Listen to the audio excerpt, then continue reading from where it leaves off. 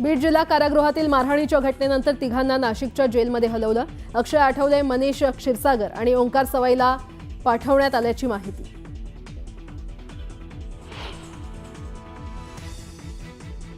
कळंबमधील मनीषा बिडवे हत्या प्रकरण, संतोष देशमुखांचे बंधू कळंब पोलिसांची घेणार भेट। धाराशिवमधल्या कळंब शहरातील मनीषा बिडवे हत्या प्रकरणातील मुख्य आरोपीला अटक। रामेश्वर भोसलेला कळंब इथे पोलिसांनी केली अटक। खोक्या प्रकरणात विलन ठरवून माझ्या खुनाचा कट, त्या प्रकरणात मला अडकवण्याचा कट होता। भाजप आमदार सुरेश धस यांचा एका मुलाखतीत सर्वात मोठा आरोप। बीडच्या कारागृहात आकाकडे स्पेशल फोन तर कराडला स्पेशल ट्रीटमेंटही दिली जाते। सुरेश धस यांचा कराडवर आणखी एक आरोप।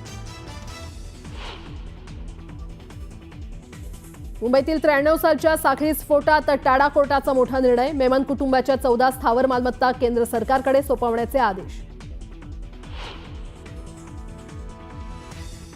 राज्यातल्या अनेक भागात अवकाळी पावसाची हजेरी। बीड, जालना आणि कराडसह अनेक ठिकाणी झालेल्या पावसानं गव्हासह अनेक पिकांचं मोठं नुकसान।